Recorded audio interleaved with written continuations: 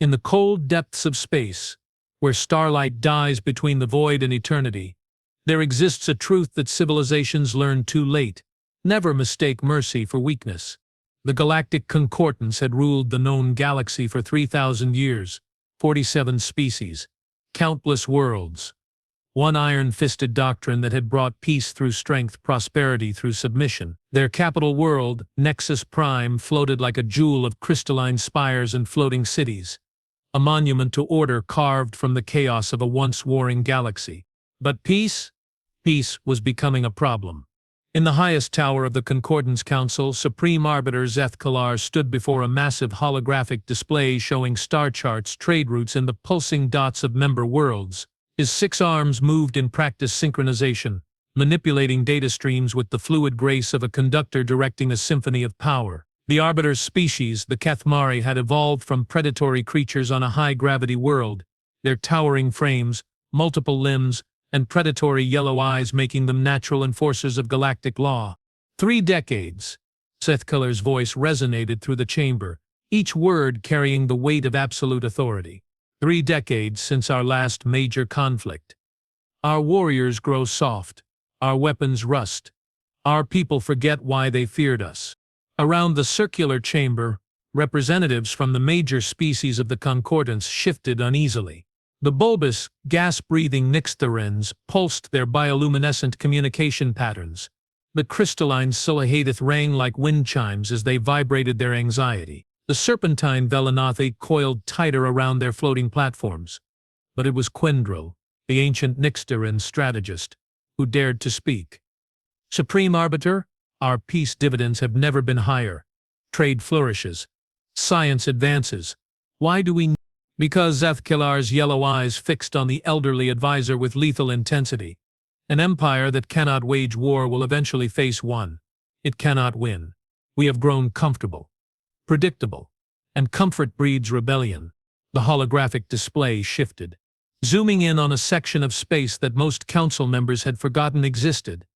A small, yellow star system. One inhabited world. The designation read, Sol 3, Terra. Status, unaffiliated. Population 8.4 billion.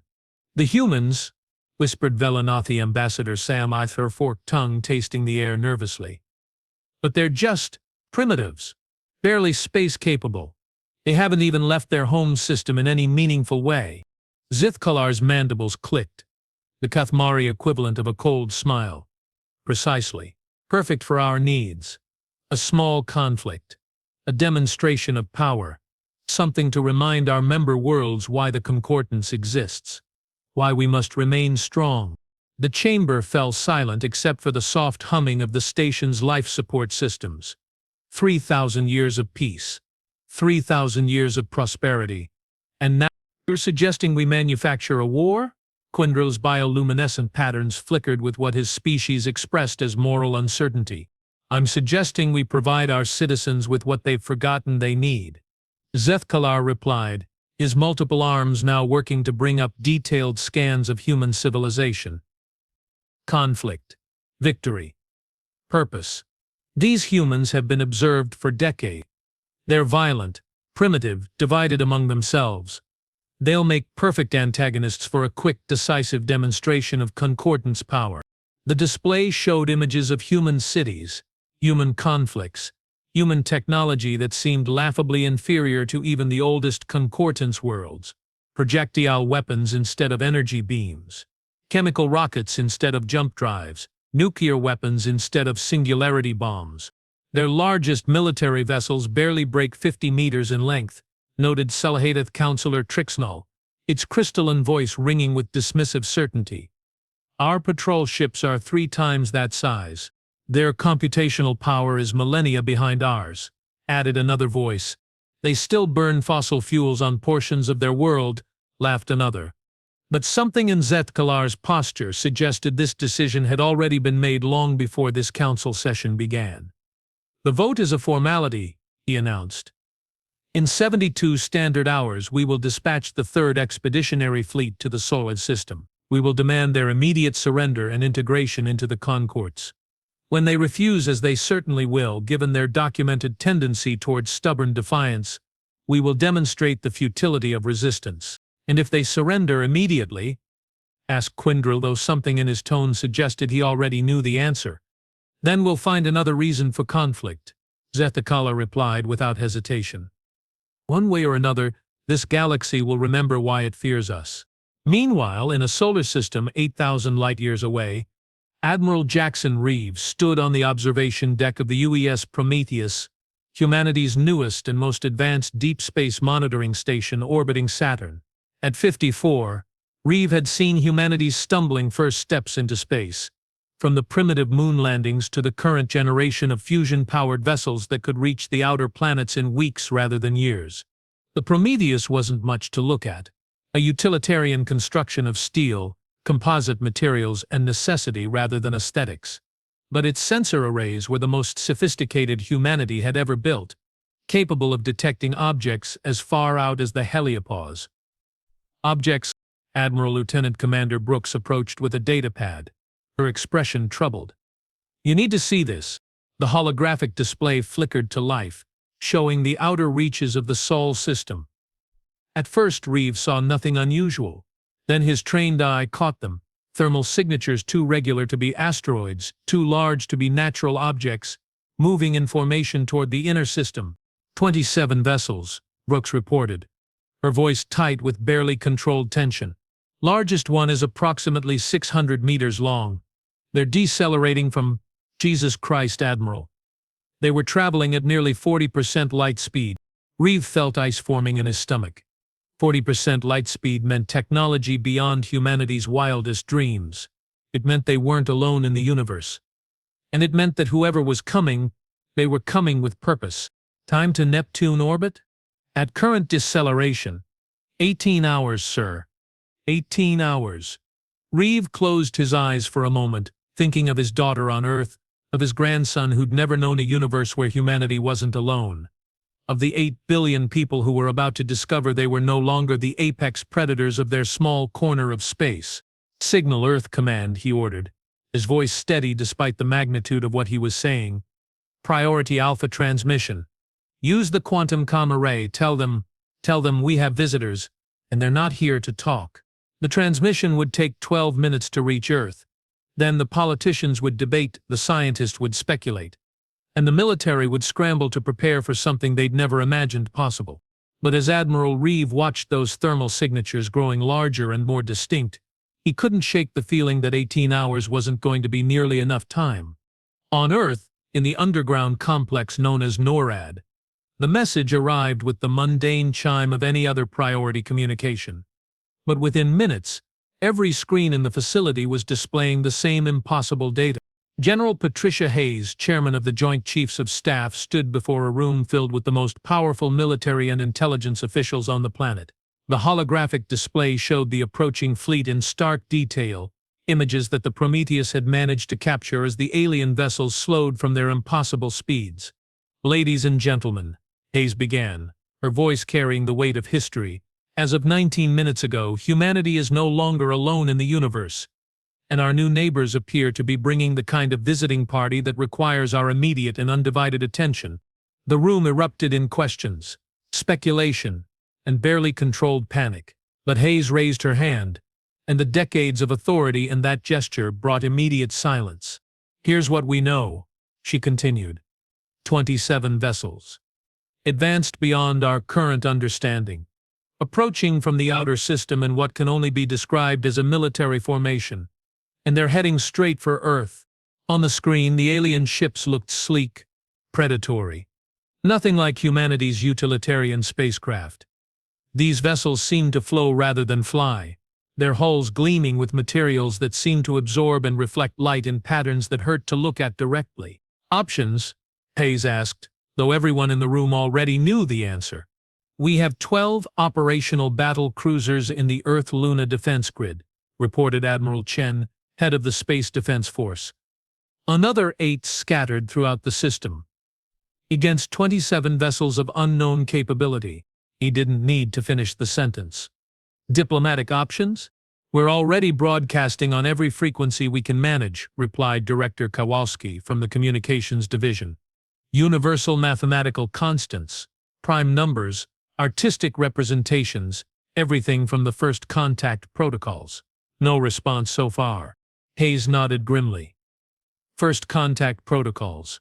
Humanity had spent decades crafting careful procedures for this moment, built around the assumption that any species capable of interstellar travel would be inherently peaceful, rational, open to communication. Those protocols had never accounted for a fleet of warships arriving without warning or announcement. "General," a new voice spoke from the back of the room. "Dr. Elizabeth Warren, director of the Xenobiology Research Institute. There's something else. The quantum signatures from their propulsion systems, they're not using any technology we understand, but the energy output suggests they could glass our planet from orbit without breaking formation."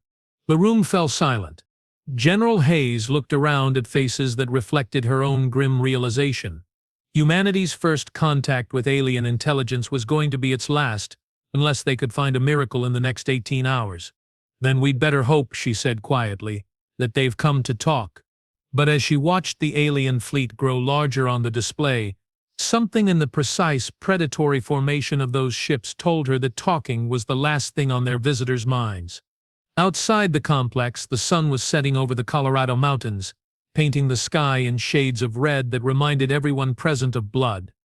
And in the depths of space, moving with inexorable purpose toward humanity's home world, 27 alien warships continued their approach.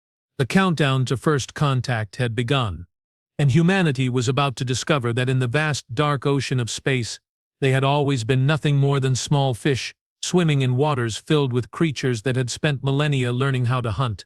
The question that no one dared ask aloud was simple. When the hunters finally arrived, would there be any prey left to remember that humanity had ever existed at all? In the scope of human history, 18 hours is nothing. A single night's sleep. A long shift at work. The time between sunrise and sunset on a summer's day. But when those 18 hours represent the span between ignorance and first contact, between solitude and the devastating realization that you are not alone, 18 hours becomes an eternity. Admiral Reeve hadn't slept. Couldn't sleep. The observation deck of the Prometheus had become his vigil post. As the alien fleet drew closer, their impossible vessels now visible to the naked eye as points of light that moved with deliberate predatory precision through the void. Admiral Lieutenant Commander Brooks approached with fresh coffee and the kind of news that made coffee irrelevant. "They're responding." Reeve turned from the viewport, his weathered face reflecting equal parts relief and terror. "Language? Perfect English, sir. Broadcast across all frequencies simultaneously. They're demanding to speak with our planetary authority structure." The words hung in the air like a death sentence. Perfect English meant they'd been watching, learning, preparing. This wasn't first contact. It was the final step in a plan that had been in motion for who knew how long. "Put it through."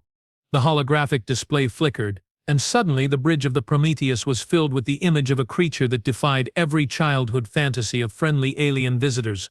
Supreme Arbiter Zeth Kalar stood nearly 3 meters tall, his 6 arms moving in a hypnotic pattern as he spoke. His yellow eyes seemed to burn with an intelligence that was ancient, calculating, and utterly without mercy. "I am Supreme Arbiter Zeth Kalar of the Galactic Concordance," the creature announced, its voice carrying harmonics that made human teeth ache. "For 47 years we have observed your species. We have watched your wars, your violence, your persistent refusal to evolve beyond your primitive impulses. Today that observation period ends." Reeve felt his hands clench into fists. 47 years. They'd been watching since before he was born.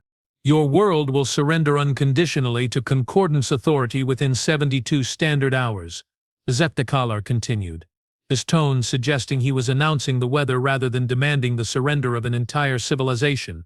"You will dismantle your military forces, submit your population for integration evaluation, and accept concordance governance in all matters of planetary administration." The transmission paused, and for a moment the only sound on the bridge was the soft hum of life support systems and the rapid breathing of the human crew. "Failure to comply will result in comprehensive demonstration of why compliance is preferable to resistance." We have destroyed 43 civilizations who chose poorly in this matter. We sincerely hope humanity will prove more pragmatic. The transmission ended. Admiral Reeves stared at the empty holographic display for a long moment, his mind struggling to process what he'd just heard. 43 civilizations. Not conquered, destroyed. Sir? Brooks's voice seemed to come from very far away. Get me Earth Command, Reeve replied, his voice steady despite the apocalypse that had just announced itself. Priority Alpha. And Brooks? Sir? Start preparing combat readiness reports on every vessel in the system. I have a feeling we're going to need them. On Earth, the alien ultimatum had been received simultaneously by every government, every military installation, every communication array on the planet. The message had been delivered in every human language simultaneously, a demonstration of capability that was perhaps more terrifying than the ultimatum itself. General Hayes stood in the war room deep beneath the Pentagon, surrounded by screens showing global military assets, diplomatic communications, and the growing panic of a world that had just learned it was no longer alone in the universe, and that its new neighbors had arrived with demands. 72 hours, she said to the assembled representatives of every major power on Earth. They're giving us 72 hours to surrender our entire civilization. The technology demonstration alone should tell us everything we need to know, replied Dr. James Harrison, the President's chief scientific advisor. They broadcast in every human language simultaneously, including dead languages and isolated dialects. They know more about us than we know about ourselves. And they've been watching us for 47 years, added Director Mills, from the CIA. Every military secret, every tactical doctrine, every contingency plan we've ever developed. They've seen it all. President Rebecca Morgan, participating via secure link from an undisclosed location, cut through the discussion with the directness that had won her the election. What are our options, General? Hayes looked around the room at faces that reflected her own grim understanding of their situation. Ma'am? We have 20 operational warships scattered throughout the solar system. Our most advanced vessels are fusion-powered, carry conventional weapons, and our largest ship is 1/3 the length of their smallest vessel, against 27 ships that traveled 40% of light speed. You're saying we can't fight them. I'm saying that if we fight them conventionally, we'll lose. Catastrophically. The President's image on the screen showed the kind of resolve that had carried humanity through its darkest hours. And unconventionally, General Hayes exchanged glances with the other military leaders present. Ma'am, there are options, tactics that might level the playing field. But General, in 69 hours, these aliens are going to either rule humanity or destroy it. Whatever the cost of resistance might be, the cost of surrender is the end of human independence forever. What do you need? Hayes took a deep breath. Authorization for Protocol Omega. The room fell silent. Protocol Omega existed in classified documents that most of the people present had never seen. Contingency plans developed for scenarios so extreme they'd been considered purely theoretical. You're talking about total war doctrine, the President said quietly. No rules of engagement. No civilian protection protocols. Everything becomes a weapon.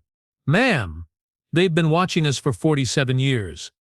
They know our military capabilities, our strategies, our technology, but there's one thing they don't know, which is, General Hayes's smile was predatory in a way that would have made Jacques Delors pause to reconsider his assumptions about prey species. They don't know what humans are capable of when we stop playing by the rules. Aboard the flagship of the 3rd Expeditionary Fleet, the Nexus Triumph Supreme Arbiter Zethkalar reviewed the data streams from the human homeworld with satisfaction.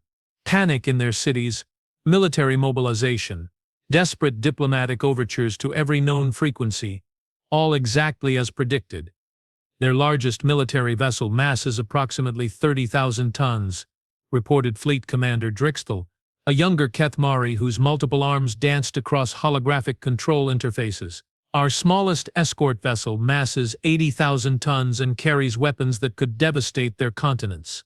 And their response to our ultimatum? As expected, Supreme Arbiter. Military mobilization, civilian evacuation of major population centers, and what appears to be a complete mobilization of their industrial capacity. They intend to resist. Zethkalar's mandibles clicked with pleasure. Perfect. A demonstration of futility followed by inevitable surrender will serve our purposes beautifully. How long until we reach optimal bombardment range? 47 hours at current approach speed. Supreme Arbiter. Excellent. And Commander? Yes, Supreme Arbiter?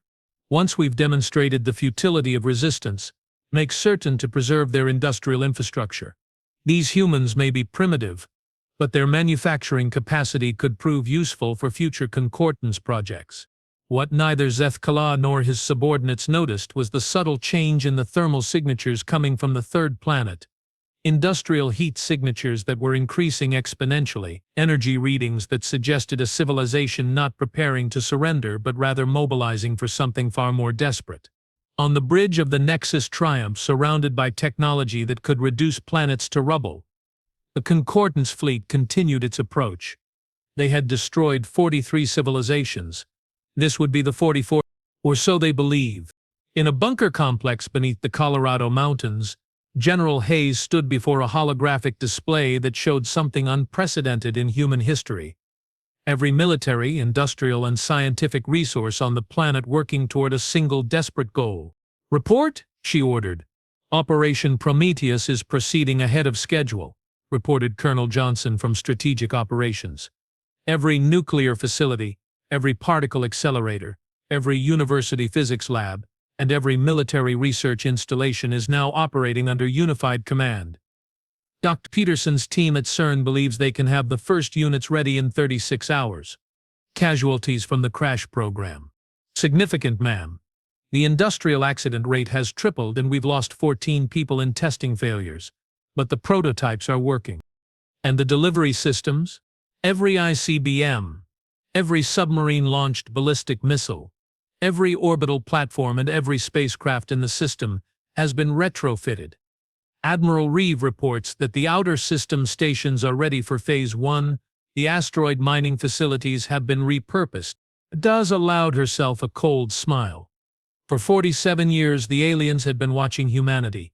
They'd seen human wars, human violence, human conflicts. They thought they understood what humans were capable of. They were about to learn the difference between human warfare and human desperation. First strike capability in 34 hours, ma'am. Full deployment in 42 hours. That gives us 5 hours before their deadline. Yes, ma'am. 5 hours to show them that they picked the wrong species to make an example of. On the holographic display, status indicators across the globe showed green. Operation Prometheus, humanity's desperate gamble to survive first contact, was approaching readiness. General Hayes looked at the countdown clock showing time remaining until the alien ultimatum expired. In her hand she held the authorization codes for weapons that had never been tested in combat, tactics that existed only in theoretical models, and a strategy that could either save humanity or destroy it. But as she watched the countdown tick towards zero, one thought dominated her mind. The aliens had demanded conflict. They were about to discover that humanity had spent its entire history perfecting the art of war, and when humans stopped fighting each other and turned that collective expertise toward a common enemy, the universe was about to witness something it had never seen before.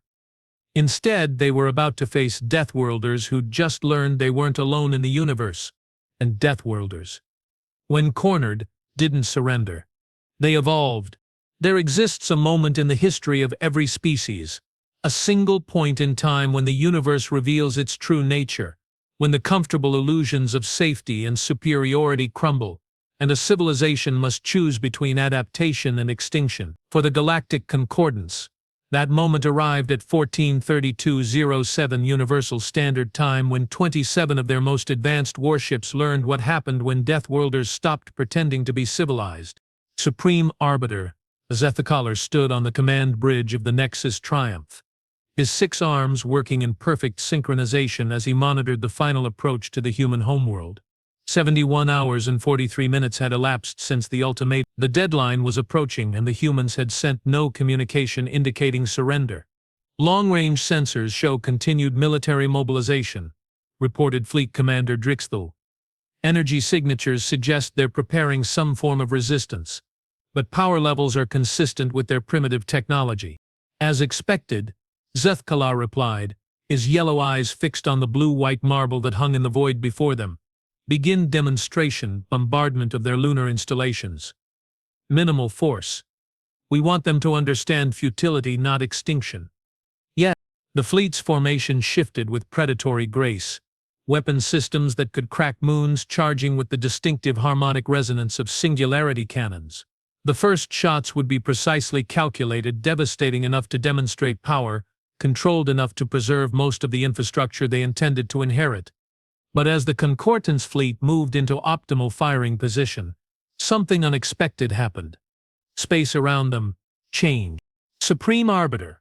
Sensor operator Kroksthinta's voice carried a note of confusion that had no place on the bridge of a Concordance flagship. I'm detecting massive thermal blooms throughout the system. Energy signatures they're exponentially higher than they were 6 hours ago. Explain. Sir, the third planet's industrial output appears to have increased by a factor of 20 in the past day. And I'm reading weapon signatures. Seth Kalar's mandibles clicked with irritation. Primitive chemical explosives. Ignore them and proceed with. The first asteroid struck the Nexus Triumph at 17,000 kilometers per second. 3 days earlier, in the deepest levels of the CERN facility, Dr. Elizabeth Warren had stood before a device that represented the pinnacle of human engineering capability, pushed beyond every safety limit, every rational constraint, every careful protocol that had governed scientific research for generations. It's completely insane, she'd told General Hayes over the encrypted communication link. We're talking about accelerating asteroids to significant fractions of light speed using our entire global power grid. The energy requirements alone could cause continental blackouts. Can it work? In theory, yes. The magnetic acceleration principles are sound, and the orbital mechanics are straightforward. But we'd be turning every power plant, every nuclear facility, every solar array on Earth into components of a single massive weapon system. The industrial output required. Doctor, Hayes had interrupted. We have 70 hours to build weapons capable of fighting enemies who can travel at 40% light speed. The conventional tactics aren't going to work. Can you give us something that will? Warren had looked at the theoretical models displayed on her holographic interface. Models that showed ordinary asteroids, accelerated by electromagnetic fields powered by humanity's entire civilization, striking targets at velocities that transformed simple rock into relativistic weapons more devastating than nuclear arsenals. General, she'd replied, if you can give me every power plant on Earth and authorization to strip mine the asteroid belt, I can give you kinetic weapons that will make their singularity cannons look like firecrackers. 70 hours later, as the Concordance fleet moved into firing position, they discovered that humans had spent those 70 hours transforming their entire solar system into a weapon. The first asteroid, a nickel-iron chunk of ore from the belt between Mars and Jupiter, had been accelerated to 17,000 kilometers per second by electromagnetic fields that drew power from every nuclear reactor, every fusion plant, every solar array, and every geothermal installation on Earth. The impact released energy equivalent to 400 megatons of TNT delivered in a package smaller than a city bus. The Nexus Triumph's shields, designed to withstand the weapons of advanced civilizations, held for approximately 0.3 seconds. Supreme Arbiter Seth Kalar felt his flagship shudder as the impact sent shockwaves through hull plating designed to resist singularity bombs. Alarm signals cascaded across every display as primary systems failed, backup systems activated, and damage control teams scrambled to respond to something that their training had never anticipated. Report, he commanded, his voice cutting through the chaos of emergency signals and crew communications. Direct impact. Aft Section 7. Drixthul's multiple arms flew across control interfaces as he attempted to assess the damage.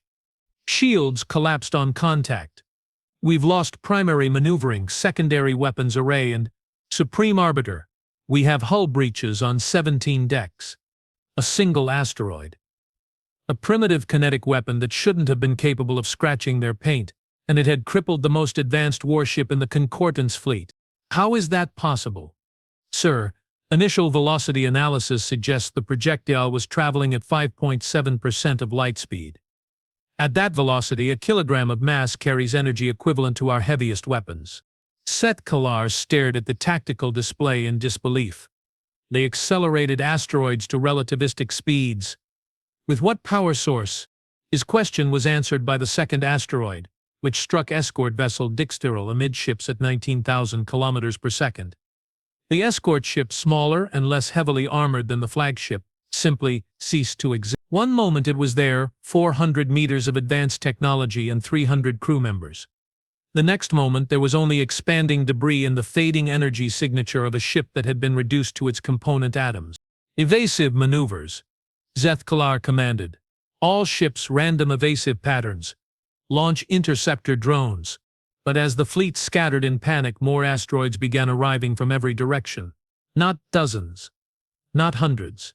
Thousands. The humans had apparently strip-mined their entire asteroid belt and turned each chunk of ore into a relativistic weapon guided by targeting systems that predicted fleet movements with impossible accuracy. Supreme Arbiter.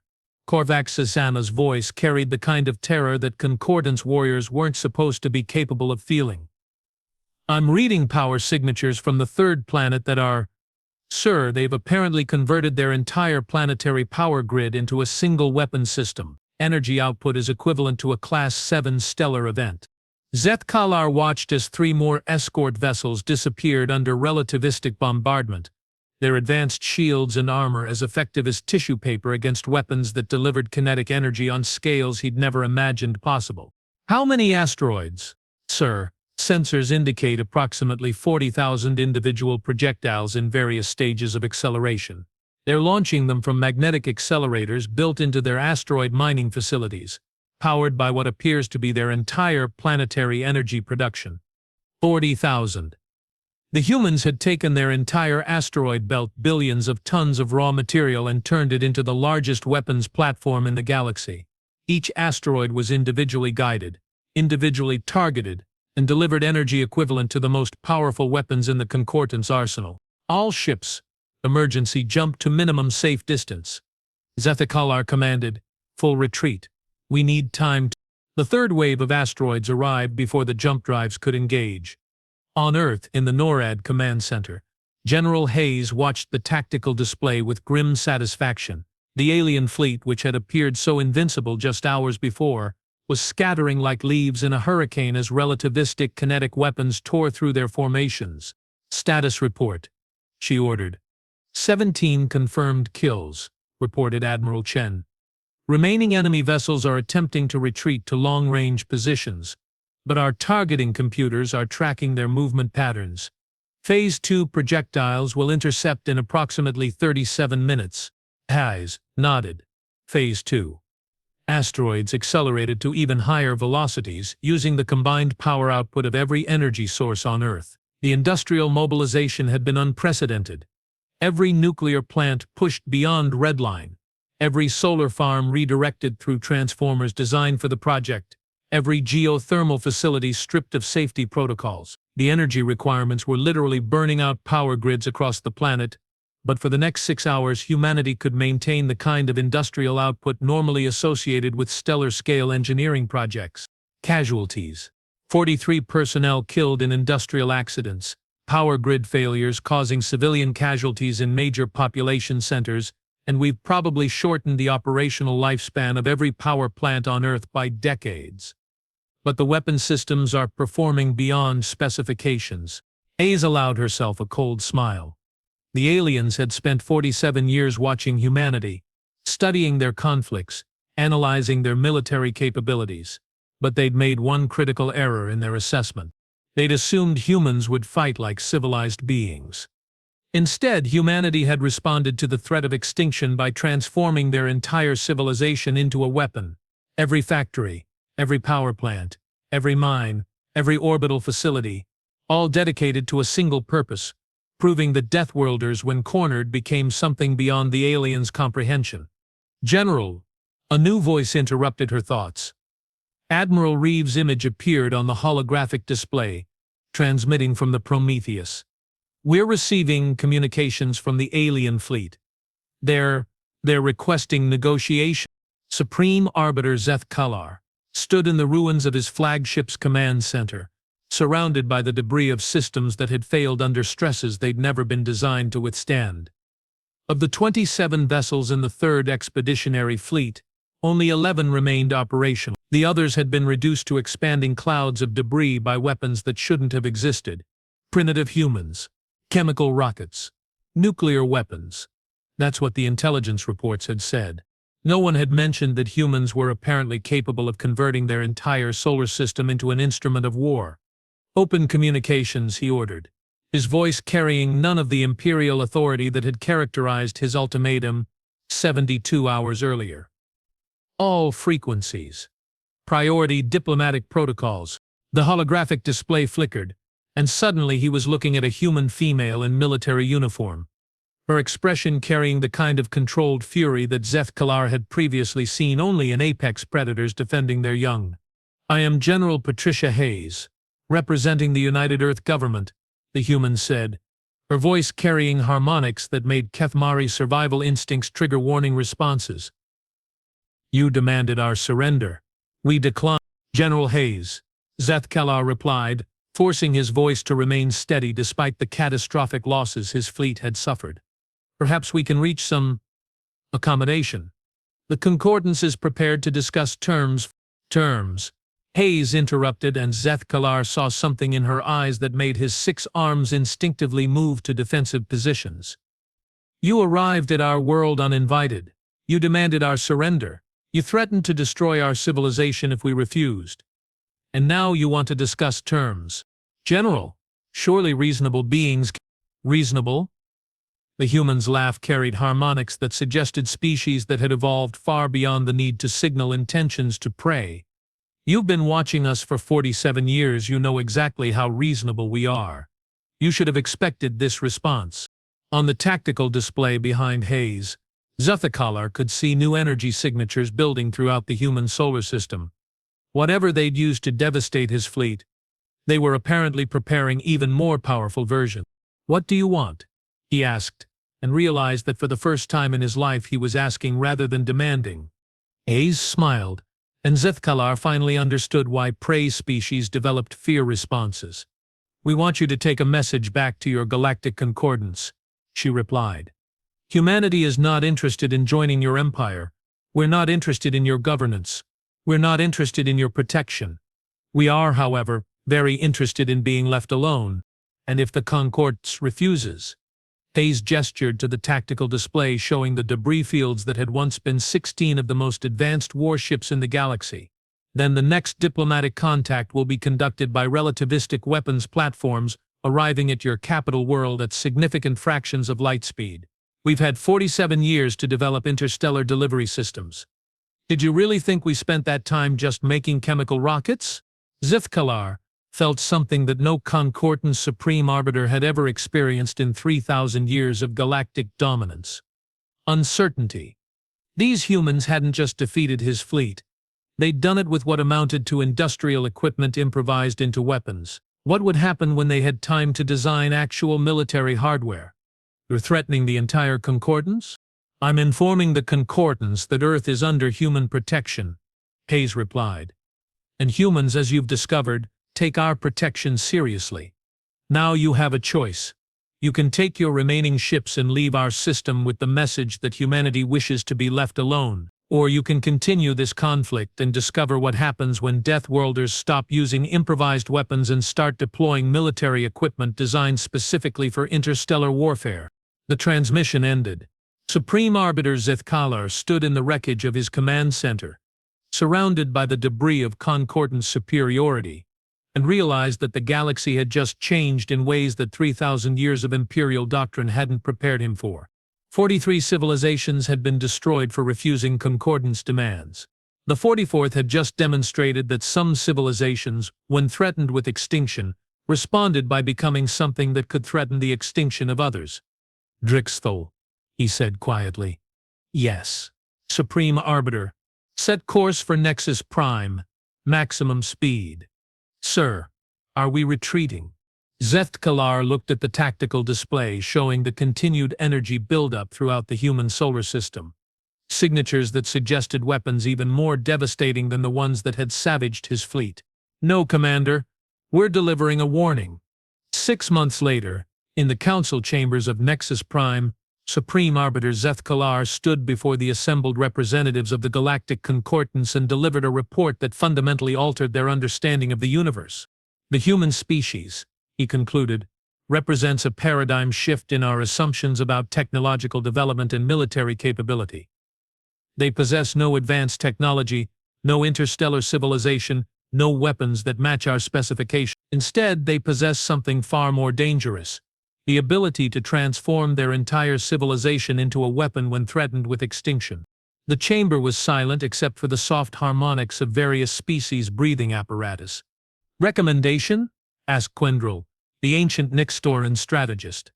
"Immediate reclassification of the Sol system as a restricted zone. No concordance vessels are to approach within 50 light-years without explicit authorization from this council. Establishment of long-range monitoring stations to observe human technological development." And Zeth-Kalar paused, his 6 arms moving in patterns that suggested something his species had rarely experienced in millennia of galactic dominance. "And perhaps most importantly, we need to reconsider our assumptions about primitive civilizations. The humans defeated the Third Expeditionary Fleet using improvised industrial equipment. If they ever decide to develop actual military technology—" He didn't finish the sentence. The implications were clear to everyone present. For 3,000 years the Galactic Concordance had ruled through the principle that advanced technology guaranteed victory. They had learned, at the cost of 16 starships and the pride of their military, that sometimes the most dangerous enemy was the one who refused to accept that they should lose. Humanity had demanded nothing from the galaxy except to be left alone. The galaxy, after witnessing what happened when humans were threatened, had decided that leaving them alone was a very reasonable request. On Earth, in a small cafe in Colorado Springs, Admiral Jackson Reeves sat across from his daughter watching his 3-year-old grandson play with a toy spacecraft, a crude plastic representation of humanity's first interstellar ships, now in development. "The nightmares are getting better," his daughter was saying. "Tommy doesn't wake up asking about the star monsters as much anymore." Reeve nodded, sipping coffee that tasted better than anything he'd experienced during the 3 days when humanity had fought for its right to exist. The psychological trauma of first contact, of learning that humanity wasn't alone and that their new neighbors had arrived with demands for surrender, would take years to process fully. "And the new ships?" "First launch is scheduled for next year," Reeve replied. "Actual military vessels this time, designed from the ground up for interstellar conflict. The politicians are calling it defensive preparation. The military is calling it making sure we're ready for round 2. His daughter looked troubled. "Do you think they'll come back?" Reeve watched his grandson's toy spaceship zoom through imaginary battles and remembered the moment when humanity had discovered it wasn't alone in the universe. The fear, the desperation, the impossible choice between surrender and extinction. And then he remembered what humans had built in response. Not just weapons, but the will to use them. The absolute refusal to accept defeat even when defeat seemed inevitable. "I don't know," he said honestly. "But if they do—" He gestured toward the window where construction crews were visible working on new installations that officially didn't exist. Defense platforms, the public was told. Research stations. The public didn't need to know that every one of those installations was capable of accelerating asteroids to significant fractions of light speed. That humanity's entire industrial infrastructure had been permanently reconfigured around the principle that their solar system would never again be vulnerable to outside threats. That Death Worlders, once awakened to the true nature of the universe, didn't go back to sleep. "If they come back," he continued, "they'll discover that the species they tried to intimidate has spent the intervening time learning how to be very intimidating in return." Outside the cafe window, the first of humanity's true interstellar warships was visible in orbit, its hull gleaming with armor designed to survive singularity weapons and weapon systems that could deliver relativistic kinetic strikes to targets dozens of light-years away. The galaxy had demanded that humanity submit or face destruction. Humanity had chosen a third option: become something that made the galaxy reconsider whether making demands was a wise policy. And in the vast, dark ocean of space, 46 other civilizations that had been considering resistance to concordance rule suddenly found themselves very interested in opening diplomatic relations with the small blue world that had taught the galaxy's greatest empire the meaning of the word no. The universe had changed. The hunters had learned that sometimes the prey evolved into something that hunted back, and in the end the species that had demanded conflict discovered that when Deathworlders responded without mercy, mercy became a luxury that the galaxy could no longer afford to take for granted. The stars themselves seemed a little less safe, and a little more interesting than they had been before.